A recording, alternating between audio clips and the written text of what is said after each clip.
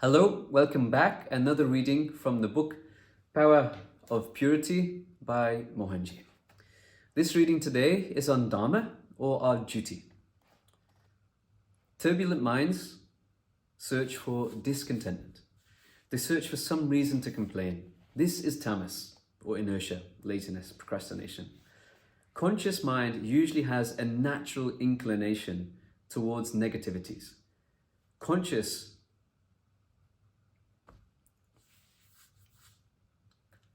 Negativities are like weeds in the garden. Nobody nurtures them, they just appear and grow. And parasites sometimes even destroy the mother plant. Our mind has a similarity with this aspect of nature. It destroys the positive vibes and chooses negative ones. It creates walls and prefers to stay indoors. So do not think that spirituality is always liberating. It can also be binding, depending on which practice you are doing. In our times, spirituality often means escapism. People choose spirituality so that they can postpone or avoid their Dharma, their righteous duty. This is utterly anti-spiritual and anti-liberating. When there are hundreds of material matters to be accomplished on both the Dharma and karma planes, how can we have solace in spirituality? By postponing our Dharma, there will be no progress. There cannot be progress. Escapism is born out of tamas. Laziness is its sister. Pessimism is its cousin. Looking for opportunities for discontentment is the watchdog. We can see some people always choosing one negative point out of 10 positive points. And negativity breeds further negativity. It produces itself in mass. The natural inclination would be best to befriend tamasic company. Prioritization is important. Dharma should be prioritized. Work should be prioritized. Work is worship. Respecting work means respecting existence. If spirituality is your work, do it wholeheartedly. Swamis and saints are doing that. This is absolutely fine. They have their role to play in society. A doctor cannot go chanting for the whole day, ignoring his patients. This is against his Dharma. The warrior is supposed to be fighting or protecting the country. He has to do his Dharma. Be aware, postponement is a sign of deep-set tamas. It will eat you slowly, steadily, and completely. Duty first. Duty also means the duty of parents to their children and children towards their parents, husbands towards their wife, and vice versa. Charity and selfless service, etc. When duties are not completed, mind will remain unstable. When pending work bothers you, how can you concentrate? Your mind will be rotating around your unfinished tasks. Your tongue will be chanting and your eyes will be looking at the guru in front of you, but your mind will be far away. What is the benefit of such spirituality? Is that spirituality at all? What is it if it's not escapism? Life gets wasted this way, and we come back to complete the unfulfilled tasks again and again. Why do we deliberately jump into the quagmire if we can help it? Wrong judgment and the corresponding mistake are far better than deliberate escapism. Remember that. Trust you have understood the basic reason for your discontentment. Unfinished duties are bothering you. You cannot keep all the skeletons in your closet. The closet will fall apart. Nor can you shove all your unfulfilled tasks under your carpet. You will stumble on your own carpet and fall flat on your face. Did I scare you?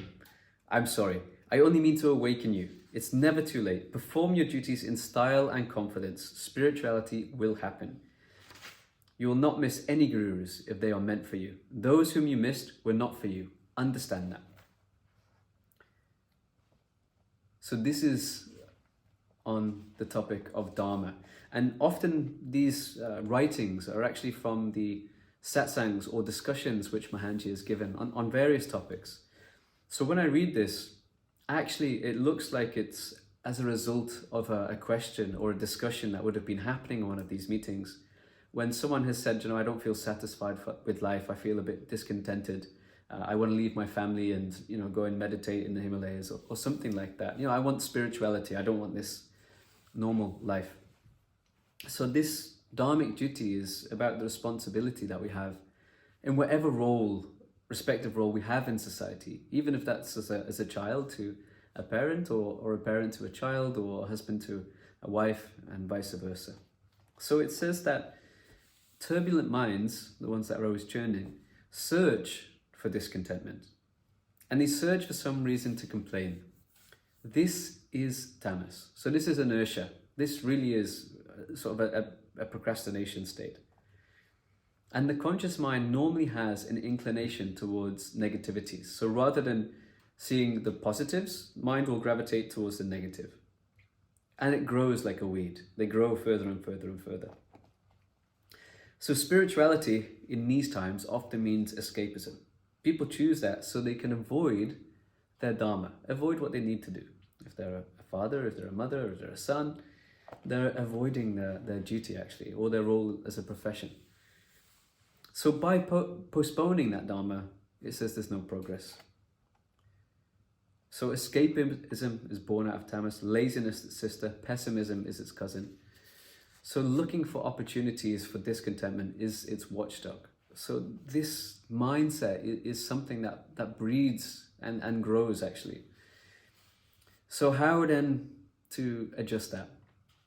Well, Mohanji is sort of giving a clear solution here actually, not explicitly saying this is the solution, but he's speaking. So prioritization is important, and your dharma should be prioritized. So work should be prioritized because work is worship, and respecting work means respecting existence. So this really means putting life in order, putting your understanding of what's important first. Family first, making sure work is done. When you're doing work, making sure that's done to the best possible. Yes, there's swamis and saints, and that's what they're doing. They have a role, but that doesn't necessarily mean that can be everybody. A doctor still has to go and tend to his patients. A fighter in a war has to go and actually fight for his country, and so on. So people have their dharma towards their profession, their role in their family. So duty first. So that's duty to parents if they're elderly, towards children, family, etc., etc. So this discontentment or the turbulent mind, that is a result of when duties are left unfulfilled or incomplete. That's when all of this stuff under the surface, or the skeletons in the closet, or whatever we brush under the carpet, starts to bother us. So we have to attend to what needs to be attended to first before we can consider spirituality. So that's it. That's the short really, which is don't be worrying about spirituality over the work and the duty you have to do. Duty first, perform them with style. That's good, doing it in a good way, and confidence. So do it to the best. Make sure everyone knows, or inside, and then spirituality happens. You won't miss anybody. You won't miss any guru. So maybe this is from a question. I've got so much work to do. I don't get a chance to go and see gurus, etc. So he said, if gurus are for you, they were meant to happen, they will happen. So remember that whoever you missed was not for you. Understand that. So very clear message. Prioritize, do the duty, do the work to the best possible, do it with style and confidence, and spirituality will naturally happen. No need to worry about it. And whatever is meant for you will come to you.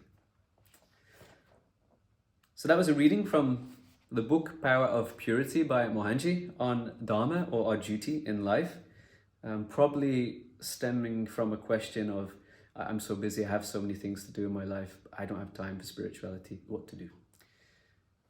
I'm Chris, and this is a reading from the Mohanji Centre of Benevolence in Scotland. This is one of the Mohanji centres, many of them around the world, where we discuss topics like this. We have programs, practices, and I'll be bringing more readings from this book and other videos to you very soon.